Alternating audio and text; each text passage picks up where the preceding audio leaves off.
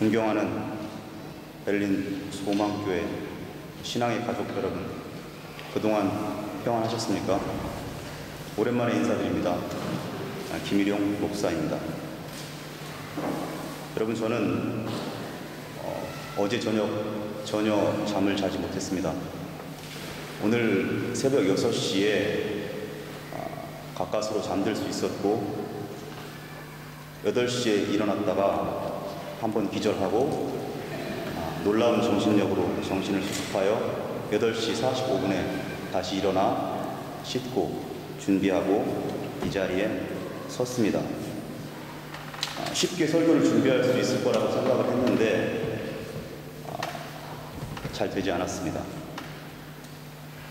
처음 겪는 일이라서 너무나 당황스러웠습니다. 그래서 지난밤 새벽 3시쯤에는 이 제 설교를 번역해줄 신수연 자매에게 전화를 하려고 했습니다. 나 그냥 올라간다. 준비해라. 그랬는데 도저히 그럴 수가 없어서 밤을 꼬박 새워서 설교문을 완성했습니다. 제가 완성한 설교문이지만 저에게 지금 너무나도 낯설게 느껴집니다. 제가 오늘 여러분과 함께 나누려고 하는 것은 창조와 해방의 시간이라는 제목을 가지고 우리가 매일 맞이하는 이 주일은 과연 우리에게 어떤 의미인지를 함께 나누려고 합니다. 오늘의 본문은 10계명 가운데에서 제 3번째 계명인 안식일을 주제로 하고 있습니다. 본문 8절은 이렇게 시작하고 있습니다. 안식일을 기억하여 거룩하게 지켜라. 그러나 어떻게, 무엇을 해야 안식일을 거룩하게 지키는 것일까요?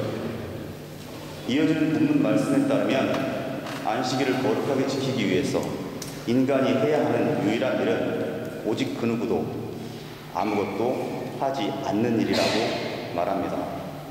본문 9절, 10절의 말씀입니다. 엿새 동안은 힘써 네 모든 일을 행할 것이나 제7일은 너의 하나님 여호와의 안식인즉 너나 네 아들이나 네 딸이나 네 남종이나 네 여종이나 네 소나 네 나귀나 네 모든 육축이나 내 문 안에 유하는 객이라도 아무 일도 하지 말고 내 남종이나 내 여종으로 너같이 안식하게 할지니라. 안식일에는 자기 자신은 물론이고 자신의 자녀들도 종들도 가축들도 그리고 손님들도 그 누구도 아무것도 해서는 안 됩니다. 그 누구도 아무것도 하지 말라는 이 안식일 계명은 우리의 일상을 완벽하게 중지하라는 명령입니다. 하나님은 어찌하여 우리의 일상을 완벽하게 중지하라는 명령을 내리신 것일까요? 하나님께서도 창조 후 7일째 되는 날에 쉬셨으니 우리도 그저 일주일에 하루 정도는 푹 쉬라는 말씀일까요? 물론 우리의 몸은 반드시 휴식을 필요로 하기 때문에 그런 의미도 포함하고 있습니다. 그러나 일상을 완벽하게 정지할 때 우리의 몸만 회복되는 것이 아니라 우리의 일상 자체가 회복되는 효과도 기대할 수가 있습니다. 저는 몇 년 전에 파울로 코엘료라고 하는 작가의 소설을 몇 권 읽었습니다. 그 중에서도 특별히 베로니카 죽기로 결심하다라는 소설을 재미있게 읽었습니다. 그 소설에서 오늘의 설교와 관련된 부분, 즉 일상의 중지와 관련된 부분만 간략하게 소개되면 다음과 같습니다. 어느 날 베로니카라는 이름의 젊은 여자가 죽기로 결심합니다. 그렇게 결심한 이유는 단순했습니다. 오늘은 어제와 같고 내일은 오늘과 같을 것이기 때문에 죽기로 결심하였습니다. 그녀는 변화 없이 반복되는 이 권태롭기 그지없는 일상을 견딜 수 없었고, 그리고 이러한 일상을 앞으로도 몇십 년간이나 지속하는 것은 아무런 의미가 없다고 생각하였기 때문에 죽기로 결심하였습니다. 그리고 그녀는 자기 자신이 죽어야 하는 또 다른 이유를 추가합니다. 세상에 많은 사람들이 자신의 조국인 슬로베니아를 슬로바키아와 혼돈하는 것을 참을 수 없어서 내가 죽어야겠다고 결심합니다. 만약 한 여자가 그러한 이유로 죽는다면 사람들은 더 이상 나의 조국 슬로바키아와 혼돈하지 않을 것이라고 그렇게 생각합니다. 어쨌거나 그녀가 죽기로 결심하는 이유는 일상의 무의미를 견디지 못하기 때문이었습니다. 그런 그녀가 죽기로 결심하고 결국 수면제 수십 알을 삼켜버립니다. 그러나 그녀는 죽지 못하고 깨어났습니다.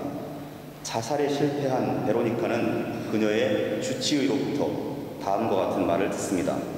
그녀의 생명은 앞으로 한 달을 넘기지 못한다는 의학적 사형 선고를 받습니다.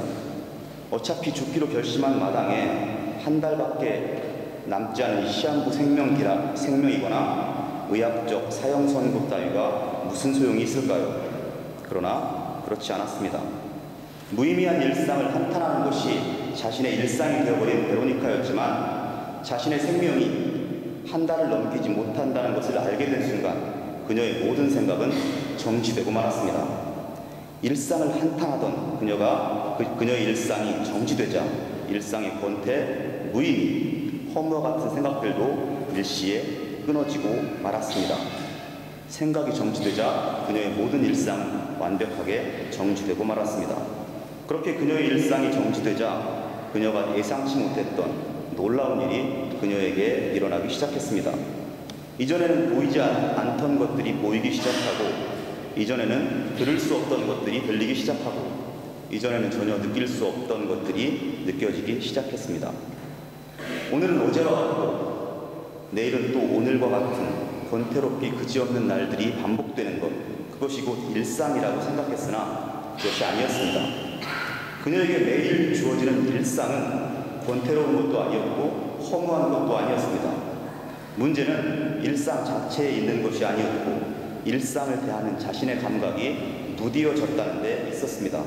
그러나 무한히 반복될 것만 같았던 그 일상이 한 달이 지나면 더 이상 주어지지 않게 된다는 것을 의식하게 된 순간 일상을 대하는 그녀의 감각은 마치 세상에 처음 나온 어린아이처럼 일시에 살아나기 시작했습니다.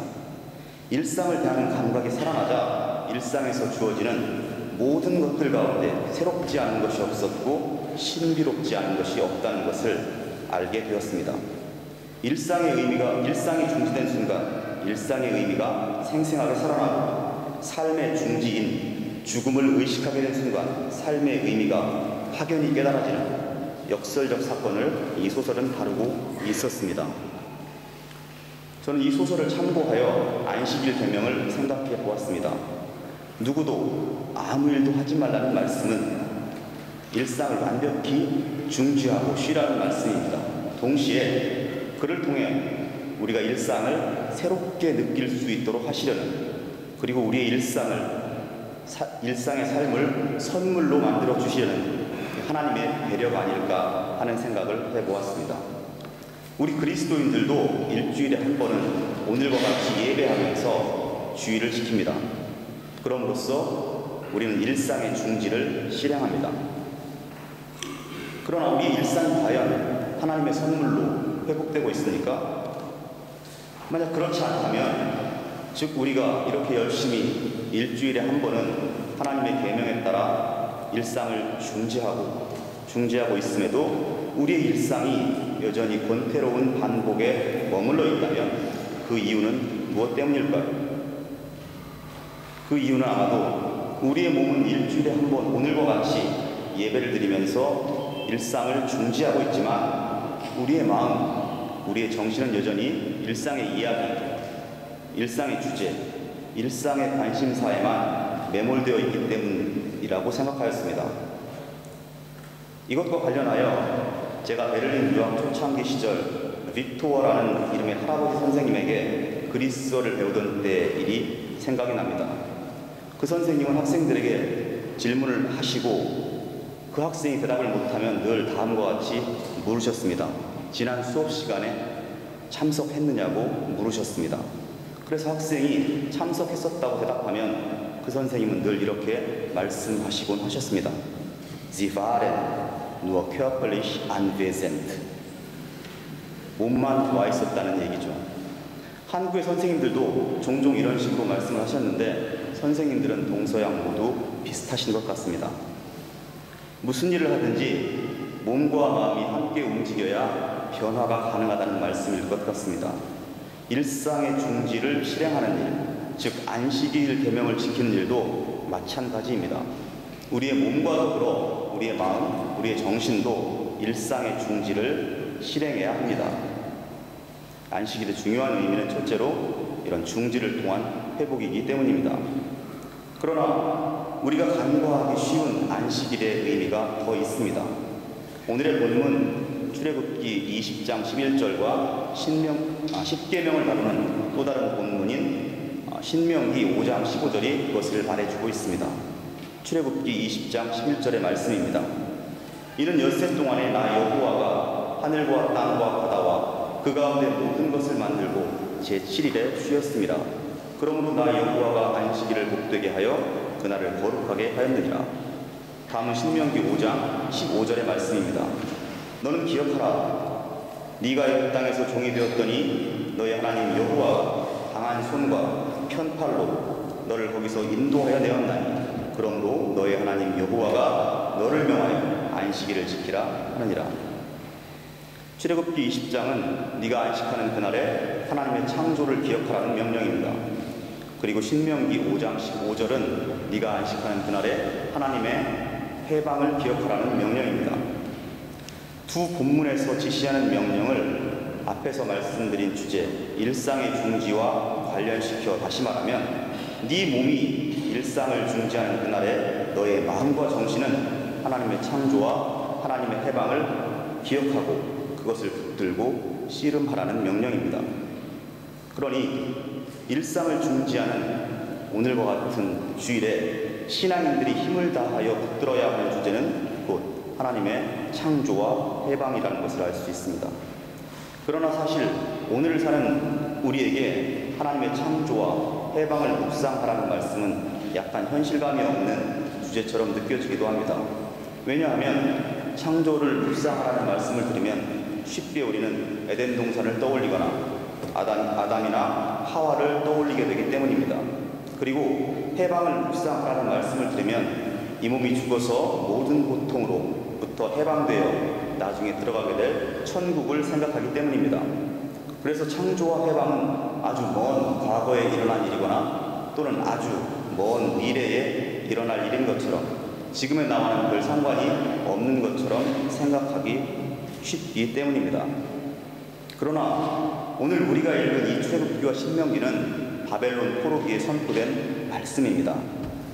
그래서 하나님의 창조와 해방을 기억하라는 이 말씀을 처음 들었던 청중은 사실 바벨론의 포로로 잡혀와 있던 이스라엘 백성들이었습니다. 그들은 포로된 자로서 매일매일 자존감의 위기를 겪으며 살아가던 사람들이었습니다. 그렇다면 그들은 하나님의 창조와 해방을 어떤 방식으로 묵상하였을까요? 아마도 그들은 이렇게 묵상하였을 것 같습니다. 내가 비록 바벨론의 포로가 되어 매일매일 힘든 노동을 하고 나라 없는 서름을 겪으며 살아가지만 나는 본래 하나님의 형상으로 지음받은 귀한 존재다. 그러니 나는 나 자신의 귀함을 끝까지 어떠한 경우에도 포기하지 말아야 한다. 내가 만약 나를 포기한다면 그것은 나를 포기하는 것이 아니라 나를 당신의 형상으로 지으신 하나님의 창조를 부정하는 것이다. 그들은 그렇게 생각하였을 것 같습니다. 그렇게 그들은 하나님의 창조를 묵상하면서 자기가 처한 상황에 상관없이 자기 자신을 긍정하기 위해서 노력하였을 것 같습니다. 그러면서 그들은 자기들의 조상을 떠올렸을 것 같습니다. 우리의 조상들은 430년간이나 파라오의 노예로 살면서 그 비천한 신분으로 살면서 어떻게 자기가 하나님의 백성이라는 자존감을 지킬 수 있었을까? 끝내 자기를 긍정할 수 있었을까? 그러한 신앙의 힘은 대체 어디서 나오는 것일까? 생각하고 또 생각하였을 것 같습니다.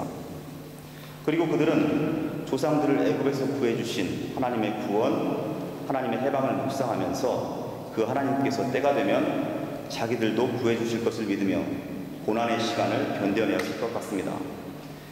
그들은 구원과 해방의 시간이 자기들이 기대한 것보다 더디게 온다고 느껴지는 그 시간에는 하나님의 구원과 해방을 더 절실하게 묵상하며 자기를 이제 그만 포기하고 싶은 그 마음을 다잡았을 것 같습니다.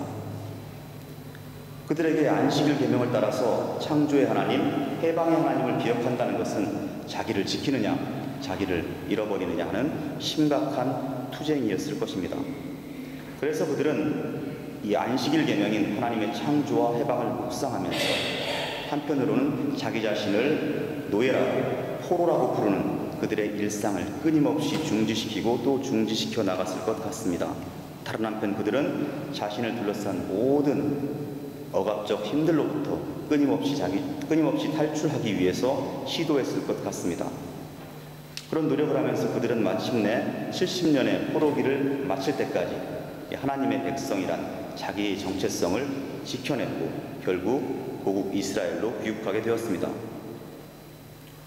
그런데 이 안식일 계명은 시간이 지나면서 하나의 법으로, 하나의 관습으로 굳어지게 되었습니다. 이스라엘 사람들은 여전히 이 안식일 계명을 따라서 하나님의 창조, 하나님의 해방과 관련된 말씀을 읽었습니다. 그리고 그것을 묵상하였습니다.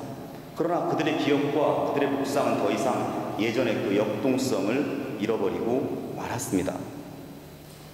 그들은 여전히 안식일 계명을 따라서 일주일에 한 번은 자기들의 일상을 중지하고 있었지만 그것은 이미 특별한 일이 아닌 또 하나의 권태로운 일상이 되고 말았습니다. 그래서 그들이 지키고 있는 그 안식일 계명은, 일상을 중지하는 그 안식일 계명은 그들의 일상을 회복시키는 능력을 발휘하지 못했습니다. 오히려 그들의 일상을 가두는 감옥이 되고 말았습니다. 오늘의 복음서 본문을 보면 안식일 계명이 변질되었다는 것을 확인하게 됩니다. 본래 안식일 계명은 인간의 삶을 회복시켜야 하는 계명인데 오히려 삶을 죽이는 법이 되었다는 것을 보게 됩니다. 본래 안식일 계명은 인간에게 해방을 선물해야 하는 계명인데 오히려 사람들의 자유를 빼앗는 계명으로 변질된 것을 확인하게 됩니다. 본문에 보면 예수께서 안식일에 한 회당에 들어가셨습니다. 그리고 그곳에는 마침 손이 굽은 장애인이 있었습니다. 사람들은 예수께서 그 사람을 고쳐주시는지 지켜보고 있었습니다. 만일 예수께서 그 사람을 고쳐준다면 예수님은 안식일에 의료 행위를 한 것이니 아무 일도 하지 말라는 안식일 법을 위반하게 됩니다. 그러면 그들은 예수님을 종교법으로 고발할 수 있습니다. 그들은 예수님이 어떻게 하시는지 지켜보고 있었습니다. 예수님도 이미 사람들의 마음을 간파하고 계셨습니다. 그러나 예수님은 그 사람을 고쳐주셨습니다. 안식일법을 위반하셨습니다. 예수님은 왜 그러셨을까요? 손이 굽은 사람은 금방 죽는 사람이 아닙니다. 안식일이 지나가기를 기다렸다가 그 사람을 고쳐주었다면 아무런 문제도 없고 모두가 행복했을 텐데 말입니다. 예수님은 왜 그러셨을까요? 물론 저라고 예수님 마음을 다 아는 것은 아닙니다.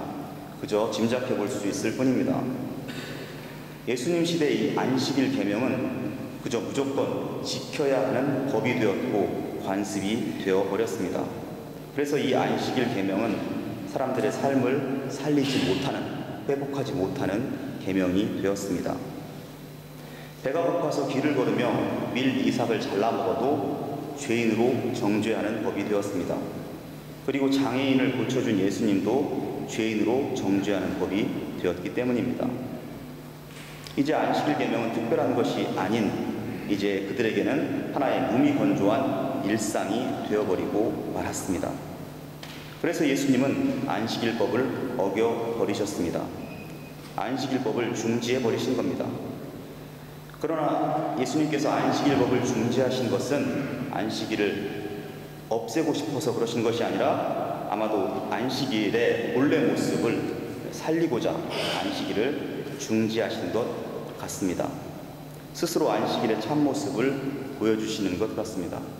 여러분, 여기는 유대인의 회당입니다. 여기에 여러분은 안식일을 지키기 위해서 오셨다고 상상해 보시기 바랍니다. 그리고 한 귀퉁이에는 손이 굽은 장애인이 있습니다. 이 자리에 모인 모든 사람들은 안식일 계명에 따라서 그 누구도 아무 일도 하지 않고 있습니다. 한 구석에 장애인이 있지만 역시 안식일 규정을 지키기 위해서 그 누구도 아무 일도 하지 않고 있습니다. 바로 그러한 안식일이 이 장애인에게는 어떠한 날이었을까요? 그 누구도 아무것도 하지 않는 그날이 이 장애인에게는 어떠한 날이었을까요? 아무 날도 아니었습니다.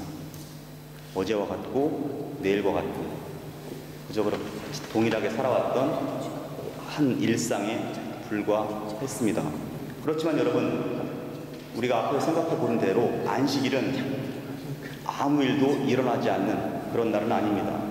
우리의 일상이 중지되는 날이었고 우리들의 삶에 해방이 선포되는 날이었고 우리들의 삶이 새롭게 창조되는 날이었습니다. 그러나 그것이 하나의 법이 되고 관습이 되었을 때 그날은 아무 날도 아닌 날, 아무 일도 일어나지 않는 날, 오히려 수많은 죄인들이 생겨나는 날이 되고 말았습니다. 그래서 이러한 안식일을 예수님은 중지하신 것이라고, 그리고 그렇게 함으로써 모든 사람들이 잃어버린 그 안식일을 찾아주려고 하신 것이라고 저는 그렇게 생각하였습니다. 예수님께서 안식일 법을 어기고 이 사람을 고쳐주셨을 때, 이 장애인을 고쳐주셨을 때 어떠한 일이 일어났는지 생각해 보시기 바랍니다. 예수님은 손이 굽은 장애인을 치료하셨을 때 이 장애인의 일상은 중지되었습니다. 이 장애인의 일상이라고 하는 것은 장애인으로 살아가는 것이 그의 일상입니다. 그런데 그가 치료를 받자 그의 일상은 그 안식일에 중지되었습니다. 그리고 그에게는 해방의 메시지가 선포되었고 창조의 메시지가 선포되었습니다. 그에게 있어서 해방의 메시지는 질병으로부터 벗어나는 것입니다. 그리고 그에게 있어서 창조의 메시지는 그의 삶이 새로운 기회를 얻는 것입니다. 안식일 법을 모두가 지키고 있을 때에는 이 모든 일들이 일어나지 않았지만 예수님께서 안식일 법을 중단하시고 안식일 법을 위반하셨을 때는 이 모든 안식일의 의미가 살아나는 것을 우리는 확인할 수가 있었습니다. 그리고 이처럼 안식일을 회복시키시는 예수님의 행위는 예수님의 십자가와 부활에서 가장 완벽하게 드러났습니다. 왜냐하면 이 십자가는 죄의 종으로 사는 우리 삶의 단절을 의미하고 이 부활은 죄로부터의 해방과 새로운 생명의 창조를 의미하기 때문입니다. 우리가 매주 지키고 있는 이 주일은 바로 예수님의 십자가와 부활을 기억하고 묵상하고 선포하는 날입니다. 그런 의미에서 이 주일은 안식일의 완성된 모습이라고 말씀드릴 수 있습니다. 이제 저는 오늘과 같이 열심히 주일을 지키시는 존경하는 베를린 소망교회 신앙의 식구들께 세 가지를 희망하면서 말씀을 마무리하도록 하겠습니다. 첫째, 우리가 매 주일마다 맞는 이 주일마다 일상의 정지를 실행하시기 바랍니다. 그리하여 우리의 일상을 권태롭고 무의미한 것이 아니라 하나님의 선물로 회복하실 수 있기를 바랍니다. 우리가 일상을 중지하는 것은 스포츠 경기에서 종종 보게 되는 작전 타임과 비슷하다고 말할 수 있습니다. 자기의 팀이 정신없이 밀리고 있으면 감독은 이 불리한 경기의 흐름을 끊기 위해서, 그리고 새로운 돌파구를 마련하기 위해서 작전 타임을 부르고 경기를 중단시킵니다. 선수들은 정신없이 경기할 때는 보이지 않았던 것들을 이 시간에는 볼 수도 있고 들을 수도 있고 느낄 수도 있게 됩니다. 그리고 선수들이 이 작전 타임을 잘 이용하기만 한다면 경기를 완전히 새로운 방향으로 이끌어갈 수 있는 기회를 얻을 수도 있습니다. 이 신앙인들에게 일상을 중지하는 이 주일은 운동선수들의 작전 타임과 비슷합니다. 우리도 이 일상을 중지하고 있는 이 주일을 잘 활용하기만 한다면 우리가 전에는 볼 수 없었던 것들을 볼 수도 있고 들을 수 없었던 것들을 들을 수도 있고 느끼지 못했던 것들을 느끼는 기회로 삼을 수도 있습니다. 그래서 우리는 우리의 일상을 전혀 새로운 방향으로 이끌어갈 수 있는 기회를 이 시간에 얻을 수가 있기 때문입니다. 더 나아가서 오늘처럼 주일을 지키시는 여러분은 이 주일에 하나님의 창조를 기억하셔야 됩니다. 하나님의 창조를 기억한다는 것은 우리의 본래 모습을 기억한다는 말입니다. 우리가 본래 어떤 존재로 창조되었는지를 기억한다는 말입니다. 그리고 우리가 어떤 기준에 따라서 판단을 받아야 하는지를 기억한다는 말입니다. 세상에서 우리는 우리가 무엇을 할 수 있는가, 즉 우리의 역할이나 기능 그리고 능력으로 평가를 받습니다. 그리고 우리가 그동안 무엇을 하였는가, 우리의 업적에 따라 인정을 받습니다. 그러나 우리는 이 주일에 하나님의 창조를 기억하며 우리의 본래 모습이 하나님의 형상인 것을 기억해야 합니다. 우리는 우리의 능력이나 기능 그리고 업적으로 평가하고 평가받아야 하는 사람들이 아닙니다. 그래서 주일에 하나님의 창조를 기억한다는 것은 사람은 그저 존재 자체로 이미 귀한 존재라는 것을 기억하는 것입니다. 그래서 독일의 신학자 융렐은 이렇게 말했습니다.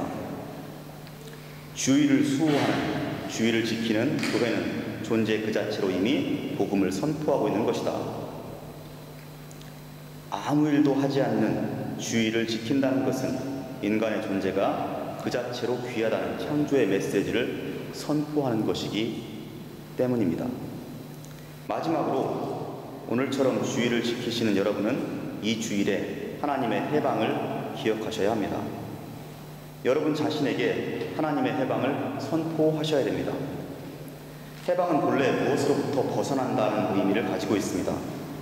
기독교 신앙에서 해방이란 본래 궁극적으로는 죄와 사망으로부터 벗어나는 것입니다.